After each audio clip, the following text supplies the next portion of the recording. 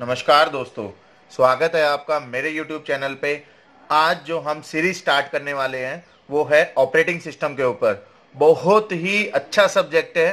किसी भी एग्जाम की अगर आप प्रिपरेशन कर रहे हो, सब एग्जाम में ये क्वेश्चन मोस्ट इंपॉर्टेंट है जो कि मैं लेके आया हूँ। पूरी वीडियो के अंदर डेडलॉक से रिलेटेड क्वेश्चंस हम करेंगे, मेमोरी से रिलेटेड करेंगे और इसके अंदर हम कुछ ऐसे क्वेश्चंस भी डिस्कस करेंगे जो न्यूमेरिकल, जनरली पूरी की पूरी वीडियो न्यूमेरिकल पर ही है। तो सारे के सारे क्वेश्चंस आपको सुनने में बहुत इजी लगेंगे।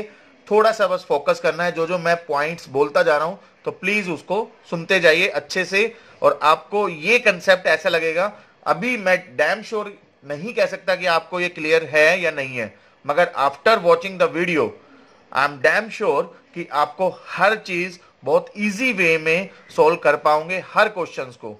So please watch the full video and like subscribe जरूर करें। तो पहला क्वेश्चन है हमारा, बहुत ही अच्छा क्वेश्चन है जो कि हमारा ऑपरेटिंग सिस्टम से रिलेटेड डेडलॉक के ऊपर क्वेश्चन है। कि यहां पर ये क्वेश्चन पूछा हुआ है कि 3 यूजर प्रोसेस है, हर एक प्रोसेस को रिक्वायर है 2 unit of the resource, the minimum number of unit of are such that no deadlock will be occur. देखिए यहां पर बहुत ही सिंपल सी स्टेटमेंट है, बस थोड़ा सा आपको फोकस करना है कि डेडलॉक कंसेप्ट होता क्या है। डेडलॉक का मतलब होता है कि जहां पर हमारे पास जितने नंबर ऑफ रिसोर्सेज है उसी के हिसाब से हमें मैनेज करना होता है। ठीक है, तो जैसे कि आप रियल लाइफ एग्जांपल से रिलेट कर सकते हो। एक शॉपकीपर है, उसके पास number of resources in terms of pen, pen जो है उसके पास 5 पेन है। ठीक है, 2 यूजर सेम टाइम पे आते हैं और वो ये कहते हैं कि मेरे को 3 पेन दे दो। दूसरा पर्सन भी कहता है कि 3 पेन मेरे को रिक्वायर्ड है। तो मगर जो शॉपकीपर है उसके पास तो टोटल 5 पेन है। तो वो सिचुएशन को बोलते हैं हम डेडलॉक, कि जहां पर उसके पास जो रिसोर्सेज किसी भी यूजर्स को रिक्वायर्ड है वो उसको नहीं मिल पाते एट दैट पर्टिकुलर टाइम। ठीक है, तो उस सिचुएशन को हम बोलते हैं डेडलॉक। तो हमें ऐसी सिचुएशन आने ही नहीं देनी। ऐसा क्वेश्चन में लिखा हुआ है कि no deadlock will be ever occur. तो इसको हमें ऐसे मैनेज करना है। यहां पर नंबर ऑफ यूनिट पूछी हुई है, जैसे कि यहां पर मैं आपको बताऊं, बहुत शॉर्टकट वे में मैं आपको क्लियर करूंगा। 3 यूजर है, यू कैन से 3 प्रोसेस में मान के चल रहा हूं, P1 P2 P3, 3 प्रोसेस है। हर एक को मैक्सिमम, देखिए इसको मैं एक टेक्निकल टर्म में बोल रहा हूं, मैक्सिमम जो रिक्वायरमेंट है, P1 को भी रिक्वायर है 2 यूनिट, P2 को भी रिक्वायर है 2 यूनिट। यहां पर क्वेश्चन में जो स्टेटमेंट लिखी हुई है उसी के हिसाब से मैं क्वेश्चन को सोल्व कर रहा हूं। यहां पर तीनों प्रोसेस है, तीनों प्रोसेस को 2-2 यूनिट की रिक्वायरमेंट है।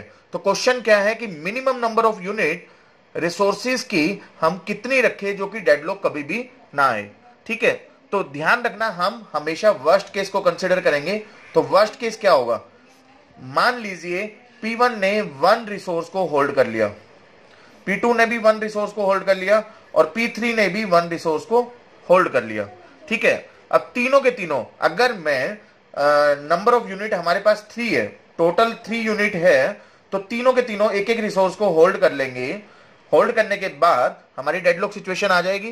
कहने का मतलब है अगर टोटल यूनिट हमारे पास 3 है तो हमारा काम नहीं चलने वाला, क्योंकि P1 P2 P3 worst case में मान के चल रहा हूं, तीनों ने 1-1 को होल्ड कर रखा है। अब 2 यूनिट का मतलब क्या है, 2 यूनिट का मतलब ये है P1 को 2 यूनिट की रिक्वायरमेंट है, जैसे इसको 2 यूनिट मिल जाएगी ये यूज करेगा और उसको रिलीज कर देगा। ठीक है जी, तो जैसे ही हमने एक रिसोर्स को ऐड किया, 3 में हमने एक और रिसोर्स को ऐड किया, तो टोटल रिसोर्स हमारे पास कितने हो गए, 4। तो वर्स्ट केस सिनेरियो क्या होगा, P1 P2 P3 1-1 रिसोर्स को ही होल्ड कर सकते हैं। जैसे ही मैंने एक रिसोर्स को बढ़ा दिया तो होगा क्या कि P1 P2 P3 में से किसी ना किसी को हम ये रिसोर्स दे देंगे। मान लीजिए मैंने P1 को दे दिया, P1 को देते ही इसके पास 2 रिसोर्स की रिक्वायरमेंट थी, दोनों रिसोर्स इसके पास मिल चुके हैं। तो होगा क्या, ये दोनों रिसोर्स को यूज करेगा एंड देन रिलीज कर देगा। रिलीज करते ही हमारे पास अवेलेबल हो जाएगा। अवेलेबल होते ही 2 रिसोर्स हमारे पास अवेलेबल हो जाएंगे। P1 अपना काम कंप्लीट कर चुका है तो एक रिसोर्स इसको दे देंगे हम, फिर इसके पास 2 हो जाएंगे, दोनों ये रिलीज कर देगा, तो टोटल हमारे पास 2 की जगह 3 हो जाएगा। फिर एक रिसोर्स इसको दे देंगे, ये अपना काम करता रहेगा। कहने का मतलब है अगर हमारे पास 4 रिसोर्स है तो हमारा काम चल जाएगा और डेडलॉक कभी भी अक्कर नहीं होगा। क्वेश्चन में क्या लिखा हुआ है, अब आपके माइंड में क्वेश्चन आ रहा होगा कि 4 की जगह 5 भी तो हो सकता था, 5 की जगह 6 भी हो सकता था। बिल्कुल हो सकता था, 4 5 6 तीनों में से मिनिमम क्या है, मिनिमम हमारा 4, क्योंकि क्वेश्चन में लिखा हुआ है कि मिनिमम कितने नंबर ऑफ यूनिट्स की रिक्वायरमेंट होगी जिससे कि डेडलॉक हमारा नहीं आएगा। 4 से कम भी हम ट्राई करेंगे, हम कोशिश करेंगे 3 में काम चल जाए, मगर 3 में हमारी सिचुएशन मैंने आपको बताया 1 1 1, अगर ये तीनों के तीनों प्रोसेस होल्ड कर लेंगे वर्स्ट केस सिनेरियो, तो उसमें हमारा डेडलॉक आने के चांस है। और इसने कहा है कि डेडलॉक कभी भी अकर ना हो, तो उसके लिए कितने नंबर ऑफ मिनिमम रिसोर्सेज की रिक्वायरमेंट है, तो आंसर हो जाएगा हमारा 4। होपफुली आपको समझ में आया होगा। सेकंड क्वेश्चन भी इसी टाइप का मैं लेके आया हूं, बस उसमें यहां पर जो रिसोर्सेज है तीनों को सेम रिसोर्सेज चाहिए 2 यूनिट। अब यहां पर सेम क्वेश्चन मैं लेके आया हूं, बस इसमें जो है सिचुएशन थोड़ी सी हमने चेंज की है। देखिए क्वेश्चन बिल्कुल सेम है, क्वेश्चन को पढ़ो। 3 प्रोसेस है P1, बहुत इजीली वे में आप ये क्वेश्चन को करोगे, P1 P2 P3, तो तीनों के तीनों प्रोसेस की रिक्वायरमेंट इसने दे दी। मैक्सिमम नीड कितनी है, मैक्सिमम नीड हमारी यहां पर क्वेश्चन में गिवन है, तो क्वेश्चन में मैक्सिमम नीड कितनी है, P1 की है 2, P2 की रिक्वायरमेंट है 3 और P3 की रिक्वायरमेंट है 4। तो इसने कहा कि मिनिमम नंबर ऑफ यूनिट कितनी रिक्वायर्ड होगी जिससे डेडलॉक ना आए। तो मैंने अभी आपको बताया था, पहले वर्स्ट केस सिनेरियो देखा करो। वर्स्ट केस सिनेरियो का मतलब है इससे एक कम, ध्यान रखना ये शॉर्टकट है जो मैं अब क्लियर कर रहा हूं। वर्स्ट केस इससे एक कम, P1 को 2 की रिक्वायरमेंट है तो 2 में एक कम कर दें तो कितना आ जाएगा 1, वर्स्ट केस। P2 को 3 की रिक्वायरमेंट है, इससे वर्स्ट केस क्या होगा, 2 इसने होल्ड कर रखे हैं। P3 को 4 की रिक्वायरमेंट है, वर्स्ट केस क्या होगा, 3 होल्ड कर रखे हैं। अगर टोटल हमारे पास तीनों का सम कर दे तो टोटल कितना आ रहा है, 6 रिसोर्सेज है। 6 में इस तरह से डिस्ट्रीब्यूशन अगर हुआ तो हमारा डेडलॉक हो जाएगा, क्योंकि कोई भी प्रोसेस हमारा रिलीज नहीं होगा। तीनों के तीनों प्रोसेस ऐसे हैं जो कि होल्ड करके रखे हुए हैं। तो 6 अगर रिसोर्स है तो हमारा काम नहीं चलने वाला, तो हम क्या करेंगे, एक रिसोर्स को बढ़ाएंगे यहां पर, जैसे कि पिछले क्वेश्चन में किया था हमने। तो टोटल कितने हो जाएंगे 7। 7 होते ही हम एक जो हमारे पास एक्स्ट्रा है हम इसको दे देंगे या इसको दे देंगे या इसको दे देंगे, किसी को भी दे देंगे, वो यूज करेगा रिलीज कर देगा, फिर दूसरे को दे देंगे, वो यूज करेगा रिलीज कर देगा, तीसरे को दे देंगे। तो इससे होगा क्या, 7 रिसोर्स है, हमारा काम चल जाएगा। तो answer should be 7। Just for practice मैंने ये क्वेश्चन रिपीटेडली यहां पर रिपीट किया है, क्योंकि फर्स्ट क्वेश्चन में तीनों इक्वल थे, यहां पर तीनों अलग अलग है, तो क्वेश्चन में कंफ्यूजन नहीं होनी चाहिए। देखो एक तो इसका ये लेवल है कि अगर प्रोसेस दे रखे हैं, रिसोर्सेज पूछे हैं इसने, ठीक है। अब दूसरा मैं वेरिएशन लेके आया हूं इसका क्वेश्चन, यहां पर तीसरा क्वेश्चन है हमारा दूसरे टाइप का। वो क्या है कि यहां पर हमारे पास थोड़ा सा अपोजिट दे दिया इसने। यहां क्या दे रखा है, रिसोर्सेज दे रखे हैं, 6 टेप ड्राइव है और प्रोसेस पूछा है। वहां पर प्रोसेस दिया हुआ था, यहां प्रोसेस नहीं दिया हुआ, ठीक है। यहां पर देखिए 3 चीज होती है हमारी, एक होता है प्रोसेस, एक होता है रिसोर्स, और एक होता है हमारा maximum need of every process, maximum need of every process, ठीक है। तो यहां पर देखिए प्रोसेस इसने क्वेश्चन मार्क किया हुआ है, प्रोसेस पूछा हुआ है, रिसोर्सेज दिए हुए हैं, रिसोर्सेज कितने हैं 6 है, ठीक है। और ये कह रहा है जो भी आप प्रोसेस लोगे, ईच प्रोसेस में नीड 3 टेप ड्राइव, हर एक प्रोसेस की जो मैक्सिमम नीड होगी वो कितनी होगी, 3 टेप ड्राइव। ये tape drive just nothing, that is may be pen, may be pencil, it may be a printer also, clear. So कुछ भी हो सकता है, रिसोर्स कोई भी हमारा हो सकता है। तो यहां पर जो क्वेश्चन हमारा करा हुआ है वो ये किया हुआ है कि प्रोसेसेस कितने होंगे, रिसोर्सेज दे रखे हैं, मैक्सिमम नीड दे रखी है। तो देखिए हम यहां पर ये लेके चलेंगे, अगर हमारे पास 3 प्रोसेस है, देखिए क्वेश्चन में क्या दिया हुआ है कि मैक्सिमम कितने प्रोसेस होंगे जिससे कि हमारा गारंटीड डेडलॉक फ्री होगा। अब क्वेश्चन को थोड़ा ध्यान से समझना, अगर मैं 3 प्रोसेस ले लेता हूं, P1 P2 P3, total resources हमारे पास कितने हैं 6 है, और मैक्सिमम नीड कितनी है 3। तो मैंने लास्ट क्वेश्चन में आपको बताया था जितनी भी मैक्सिमम नीड है उससे एक कम वर्स्ट केस हो जाता है। तो एक कम अगर मैं कर दूं तो 2 रिसोर्सेज ये लेके चलेगा, 2 रिसोर्सेज ये लेके चलेगा, 2 रिसोर्सेज ये लेके चलेगा। तो होगा क्या, 6 टेप ड्राइव है, 6 की 6 तो इन्होंने होल्ड कर ली, तो इससे तो डेडलॉक आ रहा है हमारा। 3 प्रोसेस अगर मैं लेके चल रहा हूं तो मेरा डेडलॉक सिचुएशन आ रही है। तो हमें मैक्सिमम से मैक्सिमम देखना है। तो अगर मैं दो प्रोसेस ले लेता इसकी जगह P1 और P2, मान लीजिए P1 और P2 दो ही प्रोसेस लेता, 3 लेने से हमारा डेडलॉक आ रहा है, 4 लेने से तो और भी डेडलॉक आएगा, क्योंकि 4 में क्या होगा P1 P2 P3 P4। तो होगा क्या इसमें प्रॉब्लम और बड़ी हो जाएगी, 1 2 1 2, ये होल्ड करके रखा है, ये तो और ज्यादा वर्स्ट सिनेरियो हो गया, ये भी वर्स्ट सिनेरियो था। समझ में आ रहा है? तो 4 प्रोसेस नहीं हो सकते, 4 प्रोसेस भी नहीं ले सकते क्योंकि प्रोसेस निकालना है यहां पर। समझ में आ रहा है? 3 प्रोसेस भी नहीं हो सकते, तो हम क्या करेंगे, ट्राई करेंगे 2 में काम चल जाए, क्योंकि हमें मैक्सिमम चाहिए इसमें। ठीक है, तो 4 नहीं हो सकता, 3 नहीं हो सकता, तो 2 के लिए कोशिश करेंगे। तो 2 के लिए कैसे होगा, P1 मान लीजिए 2, मैक्सिमम नीड कितनी है हर एक प्रोसेस की, इसने क्वेश्चन में गिवन है कि हर एक प्रोसेस की मैक्सिमम नीड कितनी है, 3। तो हम लेके चल रहे हैं कि 3 का मतलब है प्रोसेस P1 को मैक्सिमम नीड है 2 और P2 को भी मैक्सिमम नीड है 2, तो 2 + 2 4। हमारे पास तो 6 थे, तो एक प्रोसेस हम एक रिसोर्स इसको दे देंगे, एक रिसोर्स इसको दे देंगे, तो कभी भी डेडलॉक नहीं आएगा। तो 2 प्रोसेस से हमारा काम चल जाएगा। तो आंसर शुड बी 2, क्योंकि मैक्सिमम पूछा है इसमें 1 में भी काम चल जाएगा, 2 में भी काम चल जाएगा। ठीक है, मगर 3 में काम नहीं चलेगा, तो 3 आंसर नहीं होगा, 4 में भी काम नहीं चलेगा, तो मैक्सिमम कितना होगा, 1 और 2 में से 2 होगा। ठीक है, तो आंसर इसका आ जाएगा ए। उसके बाद है फोर्थ क्वेश्चन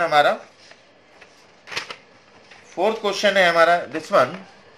यहां पर देखिए क्वेश्चन में क्या दिया हुआ है, ये गेट 2018 का क्वेश्चन है जो फोर्थ क्वेश्चन में लेके आ रहा हूं। तो यहां पर देख सकते हैं हम, जैसे कि ये क्वेश्चन है, तो फोर्थ क्वेश्चन में देखिए यहां पर 2 सिनेरियो के क्वेश्चन मैं कर चुका हूं। प्रोसेस दे रखा है, रिसोर्सेज निकालने हो, या रिसोर्स दे रखा है तो प्रोसेस निकालना हो। अब यहां पर क्या दे दिया, यहां पर नीड पूछ लिया, प्रोसेस और रिसोर्स दोनों दे रखे हैं। यहां पर थोड़ा सा देखिए 3 सिचुएशन है, प्रोसेस रिसोर्स एंड तीसरा सिनेरियो है हमारा प्रोसेस रिसोर्स हो गया, उसके बाद है मैक्सिमम नीड। अब यहां पर मैक्सिमम नीड क्वेश्चन मार्क कर दिया, प्रोसेस दे रखा है, गिवन है ये, ठीक है, और रिसोर्स भी गिवन है। बात समझ में आ रही है? तो इस तरह टाइप के क्वेश्चंस को देखिए, यहां पर ये क्वेश्चन करा हुआ है हमारा, जैसे कि मैंने यहां पर नोट करा हुआ है, एक फॉर्मूला लिखा हुआ है, फॉर्मूले की तरफ फोकस ना करके आप क्वेश्चन को डायरेक्ट करोगे तो ज्यादा इजी वे में कर पाओगे। तो यहां पर देखिए कैसे हम क्वेश्चन को सोल्व करेंगे। तो यहां पर क्वेश्चन को सोल्व करने के लिए प्रोसेस दे रखे हैं यहां पर, जैसे कि प्रोसेस है, 3 प्रोसेस है, तो मैं तीनों लेके चल रहा हूं, P1 P2 P3। ठीक है, और यहां पर बोला है कि 4 इंस्टांसेस है। 4 इंस्टांस का मतलब टोटल जो रिसोर्सेज आपके पास अवेलेबल है वो कितने अवेलेबल है, 4।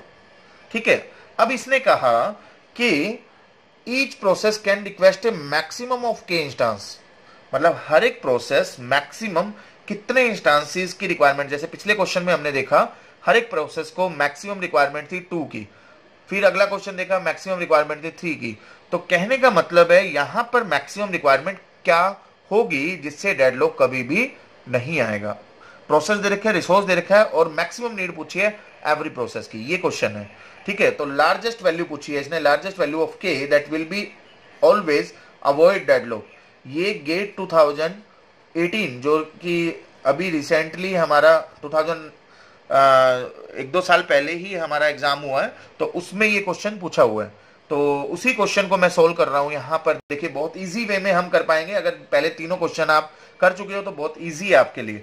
कैसे, फॉर्मूले की तरफ ध्यान न देके हम डायरेक्ट करेंगे। इसमें 3 प्रोसेस है, 4 रिसोर्सेज हमारे पास टोटल अवेलेबल है। तो देखिए बस सिनेरियो में देखता हूं, मैक्सिमम इसने पूछा हुआ है, तो अगर मैं 1-1 ले लेता हूं तीनों को, तो 1-1 में हमारा डेडलॉक कभी आएगा, 3 रिसोर्सेज ऑक्युपाई हो जाएंगे। ठीक है, तो ये मैं मैक्सिमम नीड निकाल रहा हूं, तो 1-1 अगर मैं ले लेता हूं तो कोई दिक्कत नहीं है, तो हमारा काम चल जाएगा। ठीक है जी, डेडलॉक नहीं आएगा, तो नो डेडलॉक, मतलब k की वैल्यू 1 हो सकती है। अब दूसरा सिनेरियो देखते हैं हम, क्योंकि इसने लार्जेस्ट वैल्यू पूछी है, हम 2-2 करके देखते हैं।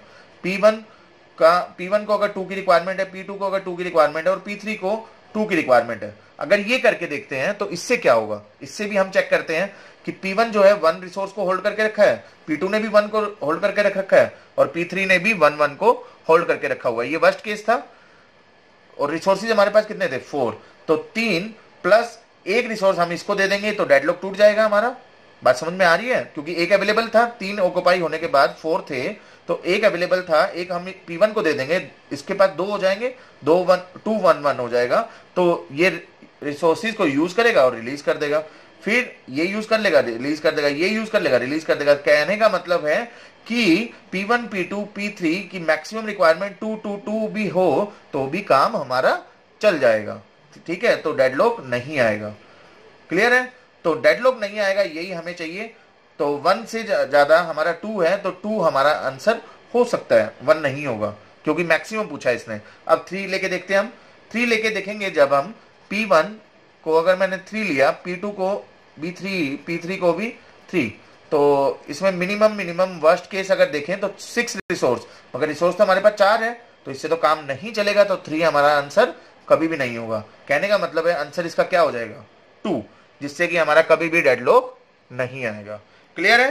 तो इस टाइप के क्वेश्चंस को हम ऐसे करेंगे, बहुत इजी वे में। मैंने आपको डेडलॉक के जो पॉसिबिलिटी है, जितने भी क्वेश्चन बन सकते हैं process, resource and maximum need के ऊपर, वो मैंने चारों क्वेश्चन आपको यहां पर करा दिए। नेक्स्ट क्वेश्चन आ रहा है हमारा मेमोरी के ऊपर, पेज फॉल्ट।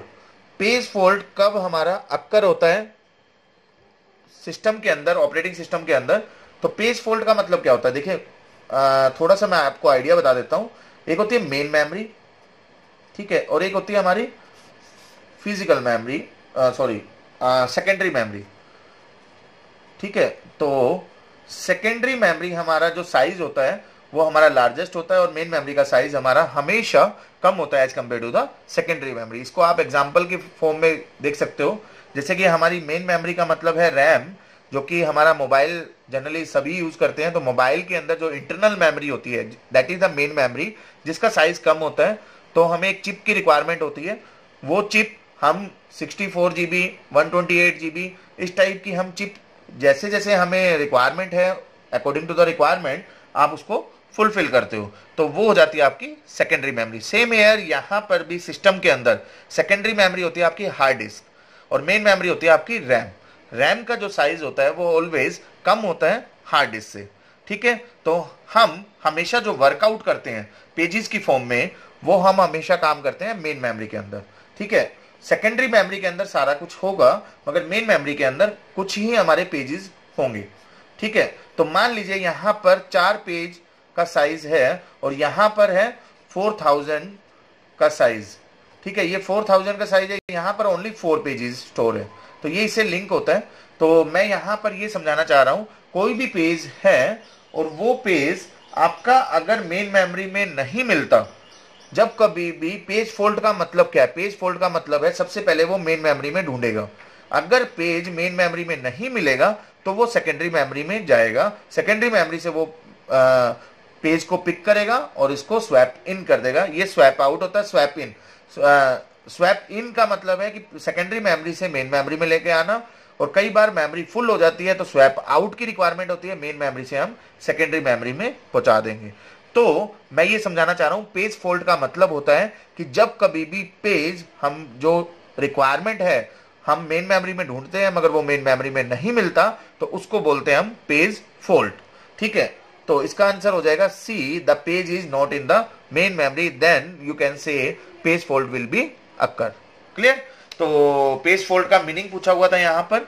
नेक्स्ट क्वेश्चन है हमारा रिप्लेसमेंट एल्गोरिथम।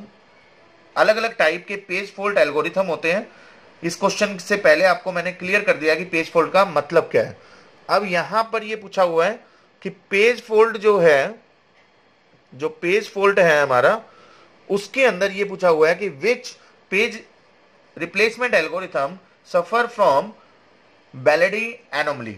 तो इसको करने से पहले आपको ये तीनों टेक्निक पता होनी चाहिए, फिफो, एलआरयू और ऑप्टिमल। ये तीनों को हम डिटेल में आगे पढ़ेंगे। मेन अभी के लिए मैं आपको क्लियर कर देता हूं, बैलेडी एनोमली का मतलब क्या होता है ये समझ लेते हैं हम।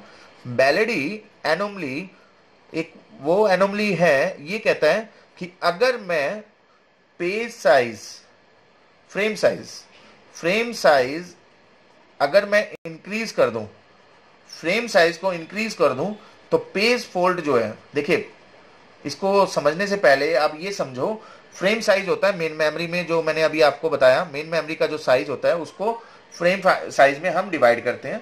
तो यहाँ पर ये कहता है, ये जो फ्रेम की फॉर्म में डिवाइडेड है, तो यहाँ पर टोटल साइज कितना है इसका, 4 है। अगर मैं 4 की जगह 5 कर दूं, तो मान लीजिए जो पेज हम ढूंढ रहे हैं वो इसके अंदर नहीं है और इसके अंदर आ गया। क्यों? क्योंकि इसका साइज है 4। मान लीजिए इसमें वैल्यू है 1 2 3 4, हम ढूंढ रहे हैं 5, पेज नंबर 5 को हम ढूंढ रहे हैं। तो यहाँ पर 1 2 3 4 5 स्टोर है। तो 5 जो है यहाँ पर तो है, यहाँ नहीं है। तो आप बात को समझो, मैं क्या समझाना चाह रहा हूं। यहाँ पर अगर फ्रेम साइज 4 है तो हमें वो पेज नहीं मिल रहा, तो उसको बोलते हैं पेज फॉल्ट। अब हमने साइज को बढ़ाया तो हमारी चांसेस बढ़ जाते हैं, चांसेस बढ़ जाते हैं कि वो पेज हमारा मिलने के चांसेस हो जाते हैं।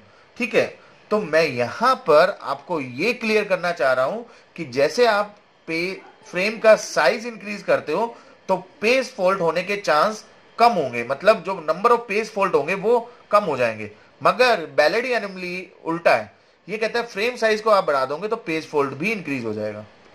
फ्रेम साइज को अगर आप बढ़ा देते हो तो पेज फॉल्ट भी इंक्रीज हो जाता है, जो कि एक बहुत ही गलत केस है। ऑब्वियस सी बात है, अगर आप एक रूम में बैठे हो, वहां पर बैठने का जो स्पेस है वो 50 चेयर का है। अगर आप रूम को बढ़ा देते हो, आपके पास चेयर तो अवेलेबल है मगर स्पेस नहीं है, रूम को बढ़ा देते हो तो चेयर आप ज्यादा डाल सकते हो। चेयर ज्यादा डालोगे तो नंबर ऑफ पर्सन ज्यादा ऑक्युपाई होंगे, जिससे क्या है कि ज्यादा ऑक्युपाई होंगे तो जो बंदे को आप ढूंढना चाह रहे हो, जिस भी पर्सन को आप ढूंढना चाह रहे हो, वो बंदा वहां पर मिल जाएगा।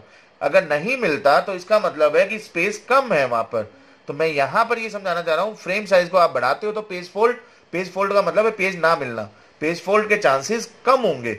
मगर यहां पर बैलेडी एनोमली कहती है कि फ्रेम साइज को बढ़ाना तो पेज फॉल्ट भी हमारे बढ़ जाते हैं। तो उस सिचुएशन को बोलते हैं हम बैलेडी एनोमली, जो कि बिल्कुल गलत है। और ये किस केस में आता है? ये फीफो के केस में आता है, फर्स्ट इन फर्स्ट आउट। इस टाइप के एग्जाम्पल भी है, वो हम आगे करेंगे। अभी के लिए आपको मैंने ये क्लियर किया कि बैलेडी एनोमली का मतलब है क्या। नेक्स्ट क्वेश्चन है हमारा, with a single resource deadlock अकर।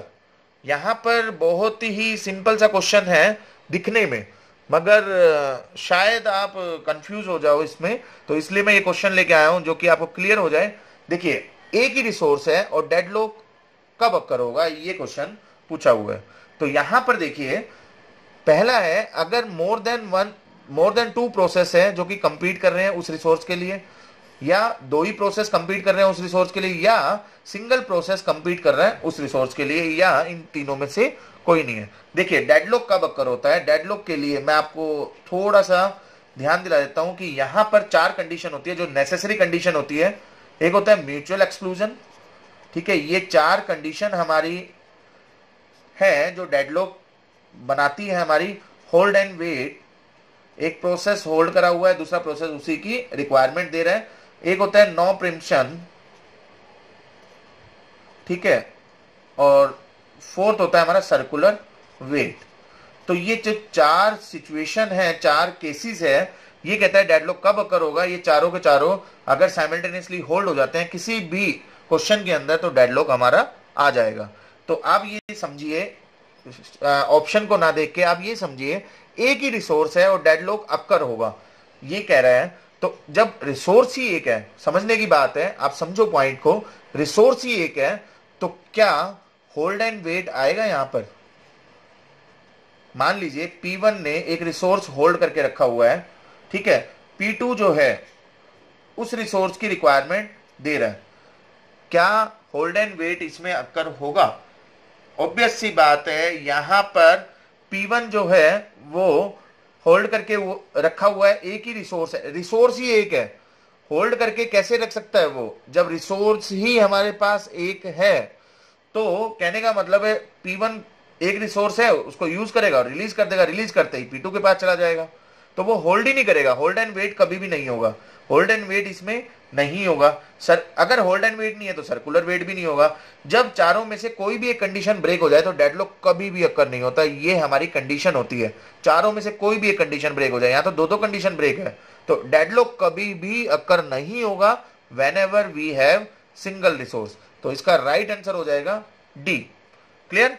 तो इस टाइप से हम डेडलॉक के ऊपर इस टाइप से क्वेश्चन आया हुआ है, तो थोड़ा सा ध्यान से समझना आप। उसके बाद नेक्स्ट क्वेश्चन है हमारा, the size of the virtual memory depends on the size of the. तो यहां पर वर्चुअल मेमोरी मैनेजमेंट के ऊपर क्वेश्चन आया है। तो वर्चुअल मेमोरी हमारी क्या होती है? एक इल्यूजन होती है हमारी सेकेंडरी मेमोरी का, जो कि लार्जेस्ट से लार्जेस्ट मेमोरी होती है हमारी। तो वर्चुअल मेमोरी जो डिजाइन करता है, virtual memory handle by the address by the CPU. ठीक है, जो ये हैंडल करता है वो सीपीयू हैंडल करता है। तो कहने का मतलब है, और जो ये मेमोरी डिवाइडेड होती है उसको जो एड्रेसेस प्रोवाइड करते हैं वो मेमोरी एड्रेस रजिस्टर बोलते हैं, मेमोरी एड्रेस रजिस्टर। तो कहने का मतलब है जो वर्चुअल मेमोरी का जो साइज है, साइज मतलब पूरी मेमोरी का जो साइज है, ध्यान रखना वर्चुअल मेमोरी का साइज हमेशा ग्रेटर होता है मेन मेमोरी। ठीक है, कितना ग्रेटर होता है? वो 1.5 टाइम्स या 3 टाइम्स ऑलमोस्ट होता है मेन मेमोरी से। तो यहां पर मेमोरी एड्रेस रजिस्टर इसको हैंडल करता है और एड्रेसेस की फॉर्म में ही यहां पर डिवाइड होते हैं। तो इसका जो राइट आंसर होगा, साइज ऑफ वर्चुअल मेमोरी जो होती है वो डिपेंड करता है साइज ऑफ एड्रेस बस। ठीक है, तो एड्रेसेस की फॉर्म में होता है, इसीलिए इसका आंसर जो है वो एड्रेस बस आया हुआ है। नेक्स्ट क्वेश्चन है हमारा 9th question, in A time sharing operating system when the time slot given to a process is completed, the process goes from running state to what? तो यहां पर एक टाइम शेयरिंग ऑपरेटिंग सिस्टम है, मतलब time sharing का मतलब है RR scheduling, round robin scheduling यहां पर यूज की हुई है।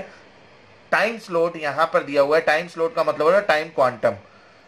ठीक है, मान के चलिए आपको सीपीयू जो है वो रिक्वायर है 10 सेकंड के लिए, मगर टाइम स्लॉट जो है वो 2 दिया हुआ है।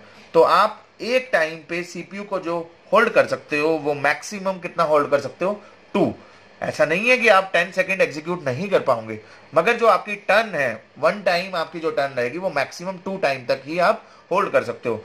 आफ्टर 2 आपको प्रिम्प्ट होना पड़ेगा, दूसरा प्रोसेस आपको प्रिम्प्ट करेगा, और सीपीयू जो है एक ही है। तो सीपीयू वो कहां चला जाएगा? दूसरे प्रोसेस के पास चला जाएगा। जब आपकी अगेन टर्न आएगी फिर 2 सेकंड के लिए आप काम करोगे, फिर दूसरा प्रोसेस ले लेगा, इस टाइप से चलता जाएगा। इसको बोलते हैं हम टाइम स्लॉट।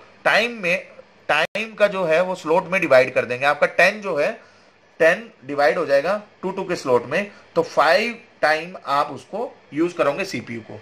इसको बोलते हैं हम टाइम स्लॉट। तो टाइम शेयरिंग, टाइम को शेयर कर रहे हो आप, टाइम शेयरिंग ऑपरेटिंग सिस्टम यही होता है हमारा। ठीक है, तो यहां पर ये क्वेश्चन करा है कि टाइम स्लॉट आपका कंप्लीट हो गया, क्योंकि 10 सेकेंड आपको रिक्वायर था, मगर टाइम स्लॉट जैसे ही कंप्लीट हो गया तो आप यहां पर रनिंग स्टेट में थे, रनिंग में आपने काम किया। काम करने के बाद यहां पर होता है रेडी, इससे नीचे होता है वेटिंग। ठीक है, और यहां पर होता है टर्मिनेटेड। वेटिंग को ही हम ब्लॉक्ड बोलते हैं। रेडी से आप रनिंग में आए, अगर आपका टाइम स्लॉट 10 का 10 कंप्लीट हो गया तो आप टर्मिनेट में चले जाओगे। मगर यहां पर क्वेश्चन क्या क्या है? क्वेश्चन में ये कहा है कि टाइम स्लॉट आपका कंप्लीट हुआ है। टाइम स्लॉट का मतलब है 2 सेकंड आपका कंप्लीट हुआ, मगर आपका टोटल टाइम तो कितना था? 10 था, तो टर्मिनेट तो नहीं होगा। ये आंसर तो इनकरेक्ट हो गया। बात समझ में आ रही है? सस्पेंडेड कब होता है? जब आपके पास कोई किसी चीज को काम करना है, मगर वो काम आप कर नहीं पा रहे due to lack number of resources you have, तो उसको बोलते हैं सस्पेंडेड। तो लैक नंबर ऑफ रिसोर्सेज तो नहीं है, आपके पास टाइम कम है, टाइम स्लॉट जो है वो कंप्लीट हुआ है, तो सस्पेंडेड भी नहीं होगा।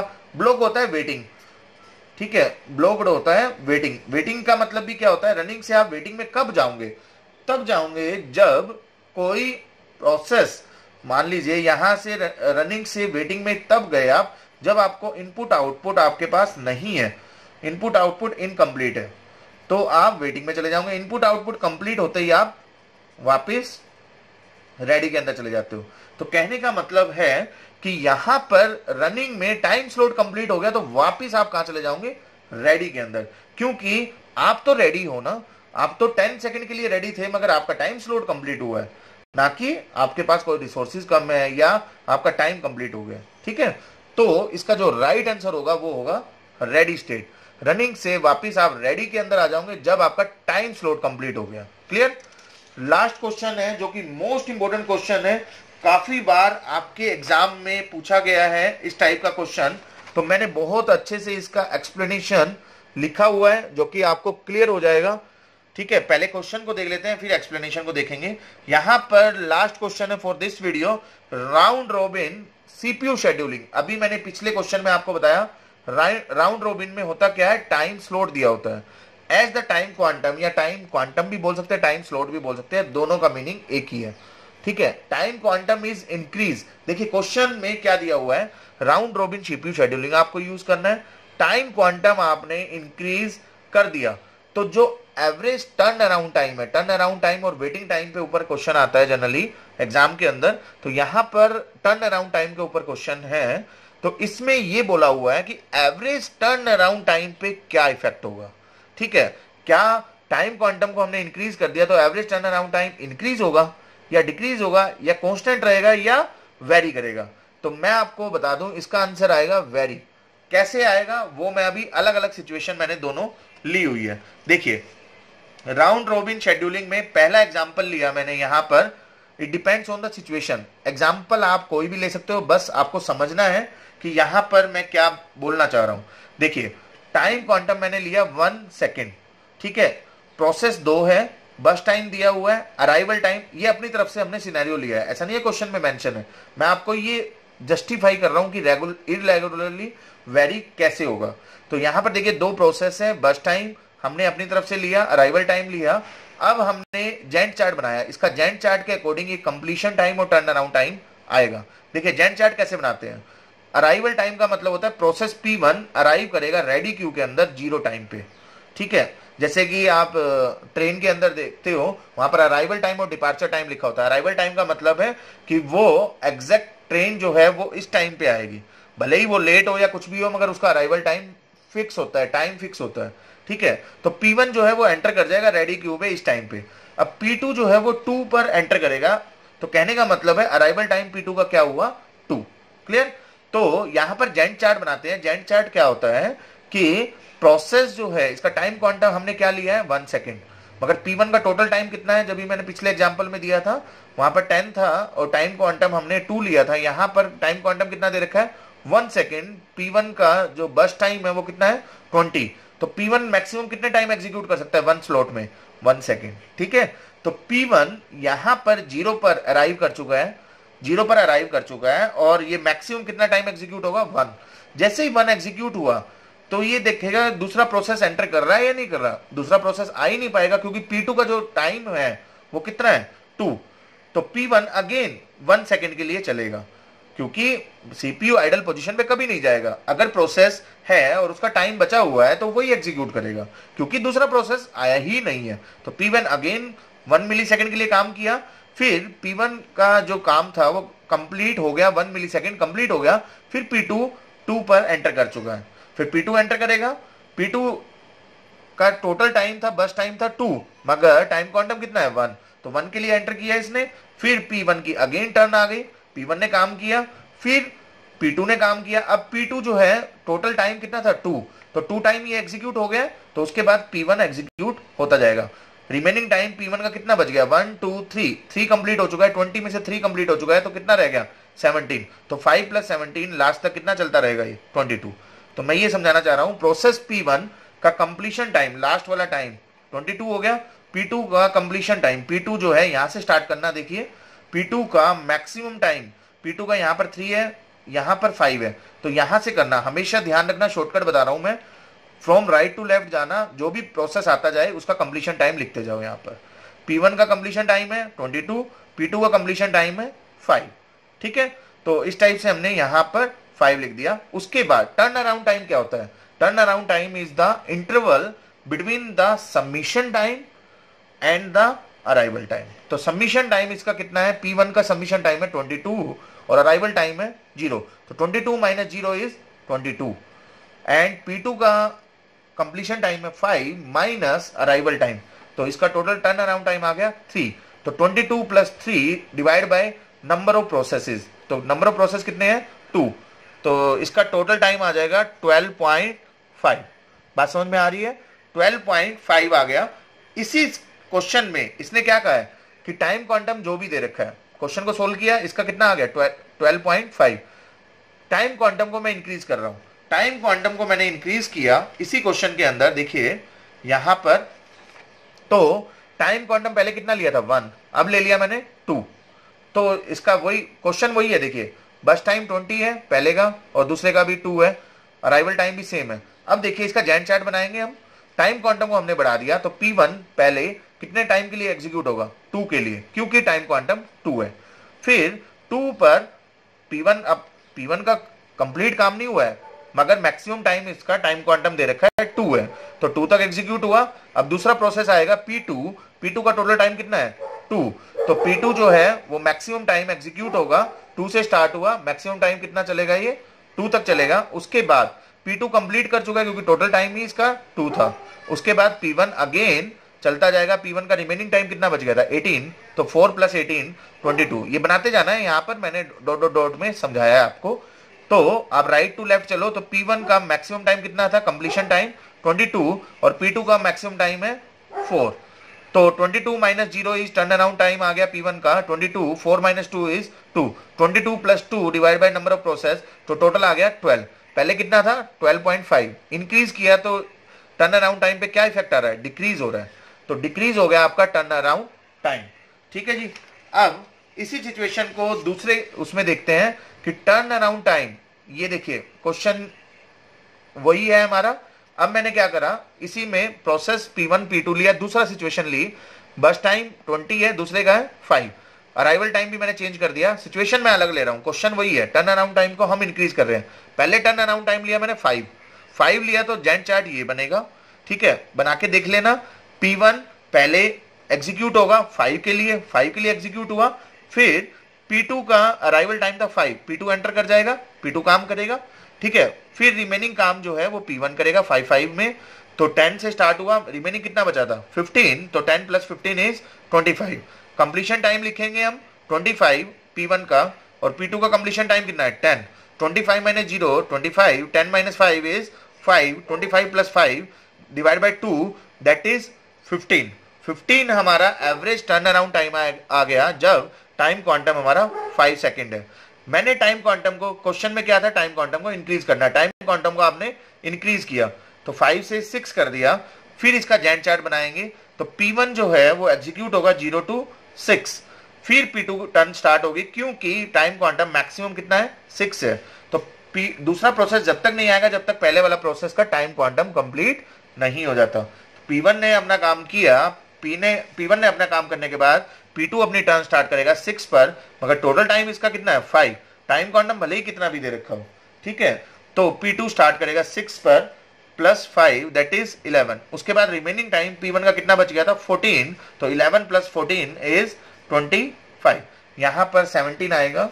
ठीक है, क्योंकि टोटल टाइम क्वांटम है 6, तो इस तरह से चलता जाएगा। तो लास्ट कंप्लीशन टाइम हो गया इसका P1 का 25 और P2 का कंप्लीशन टाइम हो गया 11। 25 - 0 is 25, 11 - 5 is 6, 25 + 6 divide by 2 total आ गया 15.5। तो पहले इसका टर्न अराउंड टाइम आ रहा था 15, अब इसका टर्न अराउंड टाइम कितना आ रहा है 15.5।